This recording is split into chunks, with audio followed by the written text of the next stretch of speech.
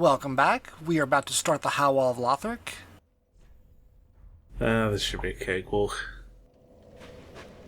And that overlay thing you saw over top of that was the debug menu.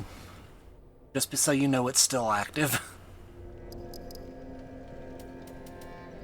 I imagine that's pretty handy to have. And those were all the souls we lost to that mimic last time. I went back and got them. Very nice. Now that we have 20 strength, we can start pumping vigor, because that's something that not a lot of people do for some reason.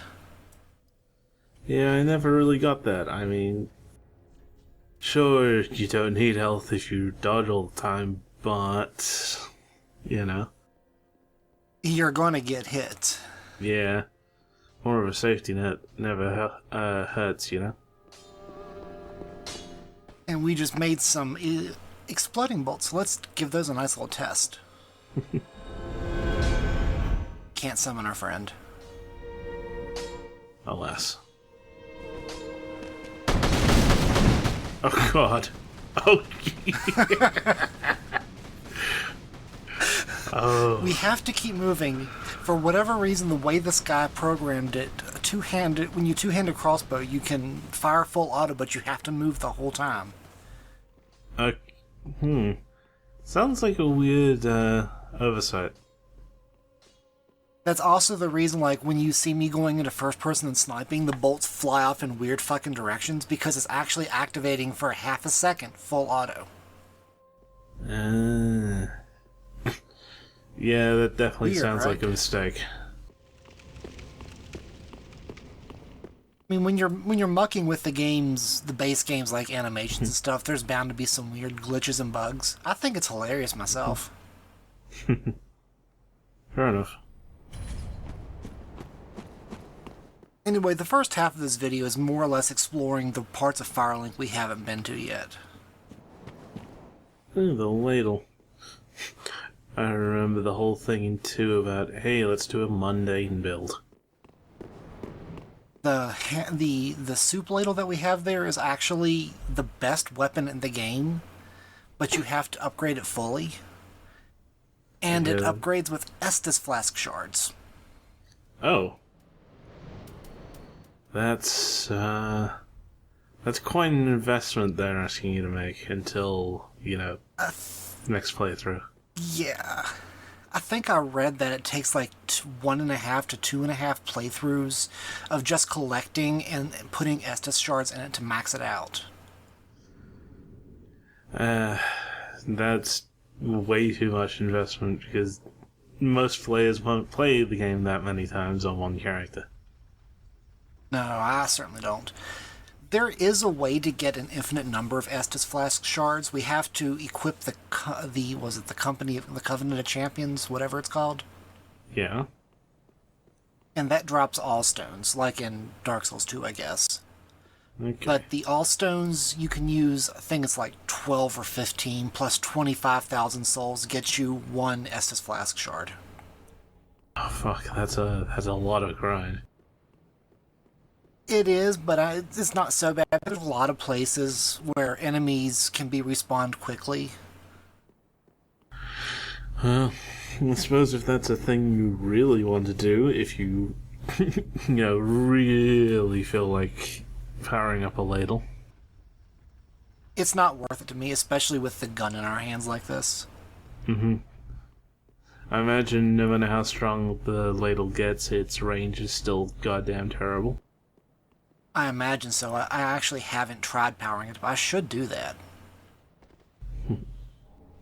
Because the other day, maybe it was yesterday, I forget, I finished my trial run for this. Started the LP before I finished the trial run. So it wouldn't take nothing but a couple hours. I could just put on a podcast and farm up some Estus shards. Fair enough. Let's see, you also got a frying pan there, just to be a little bit more silly. The frying pan skill reduces the amount of stamina consumed by weapon attacks by 50%. Did that say psychedelic elixir? Yeah. Okay then.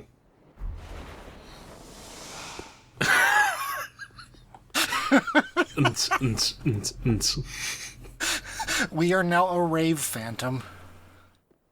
Excellent.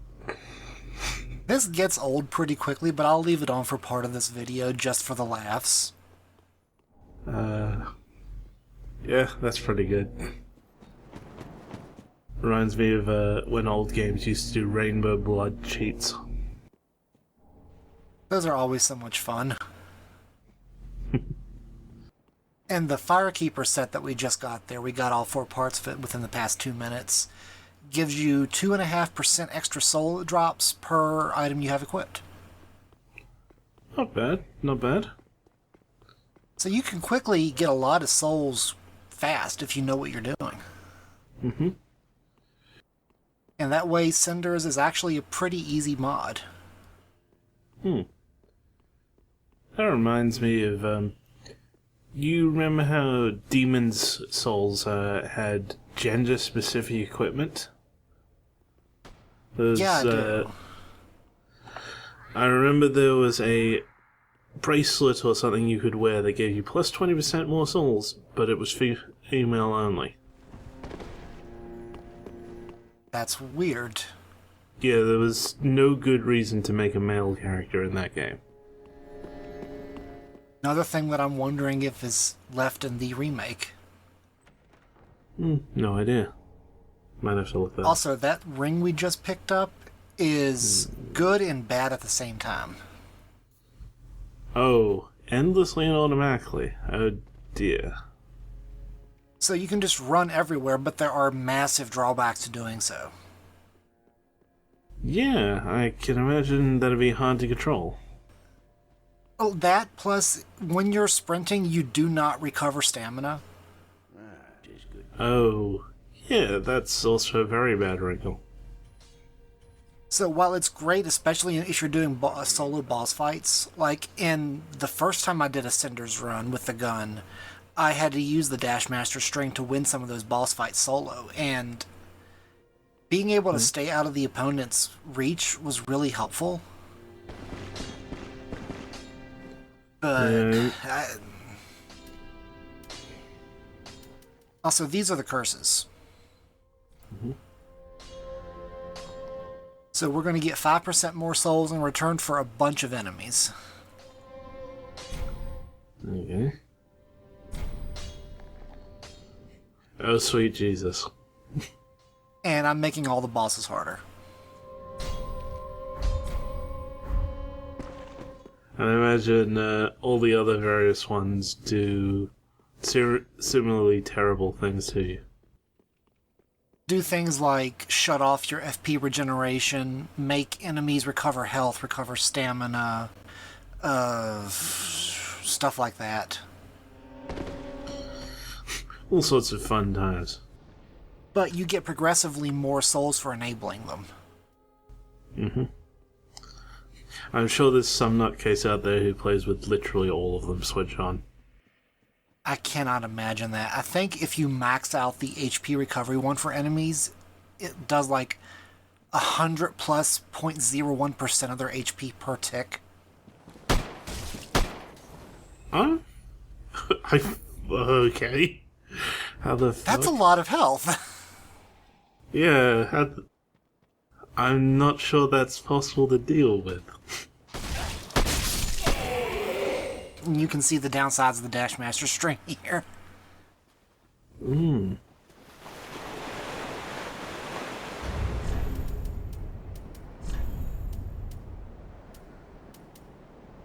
I'll keep it in my inventory, but it's not really worth keeping equipped.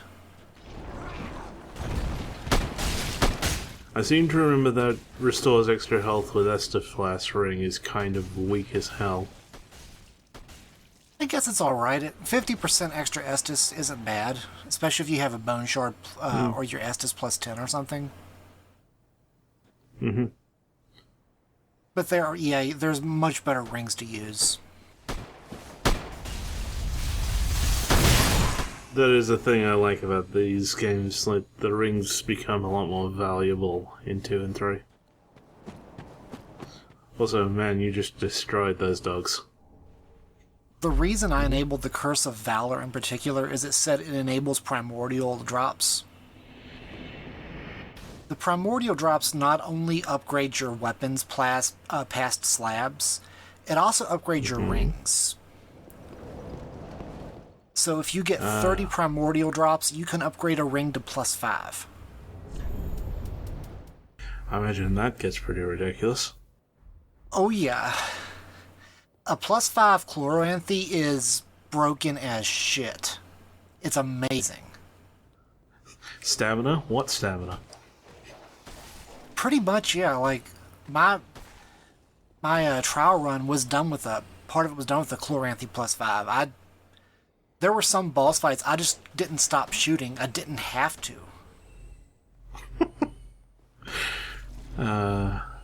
Awesome.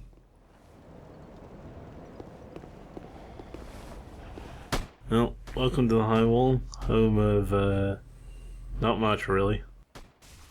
You can already see the Curse of Attraction in use here because there's like twice as many enemies in this first stretch. At least they're all still easily manageable enemies for now. They are, but having to deal with 5 dogs the second you walk down from the bonfire is kind of a dick move. Yep. Never knew you could see Vort's Arena from up here. Yeah, I can see him glowing in the middle there, or at least I assume that's him. That's where he'll be, yeah. We're not going to make a lot of progress on the high wall today. The rest of this video is pretty much dedicated to me trying to recreate a glitch I read about once. It doesn't go well. So we're going to be going somewhere we really have no fucking business being. If you thought the last time we sync was broke was amazing, we're going to the last DLC. That sounds like a goddamn terrible idea. The basic enemy there gives 5,000 souls per kill. I can see how that'd be a compelling argument to go there, but... It's an enemy that people do not like killing.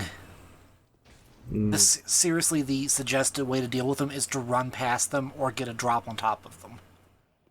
They are a bad enemy. Yeah, I may as well tell for the folks at home, I haven't actually experienced any of this game's DLCs before. So I know almost nothing about them. The little bit we're going to be seeing isn't really a spoiler. It's only a spoiler if you haven't beaten Dark Souls 3 before. Okay. I like how your barrage of shots just forces them to start chugging Estus. Watching enemy phantoms run out of Estus has become my hobby.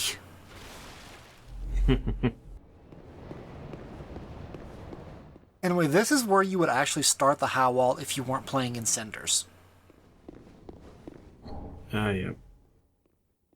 And in older versions, this used to warp you to Archdragon Peak.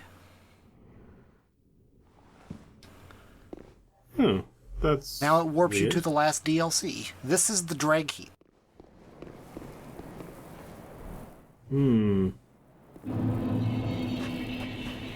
Oh, Lord, I thought that clamoring didn't count. The Dreg Heap, most people agree, is pretty fucking terrible. In fact, I don't know many people that actually like the Ring City DLC.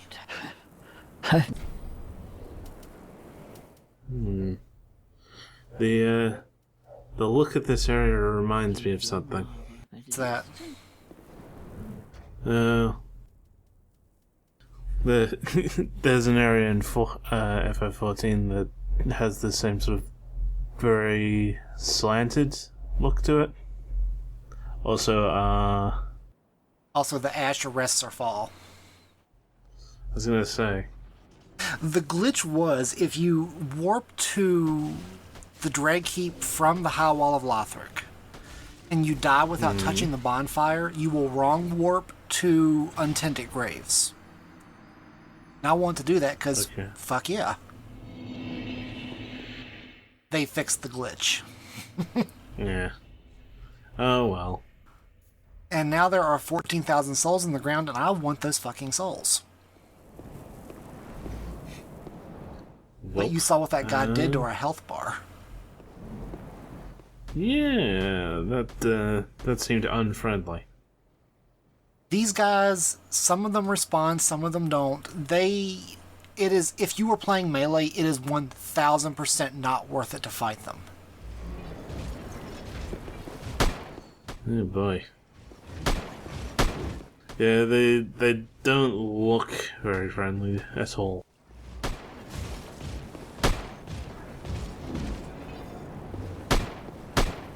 Just bad memories. Also, I can see how someone with fear of heights may not like this starting bit. No. In fact, if you have a fear of heights or falling from heights, the Ring City is a bad time for all involved.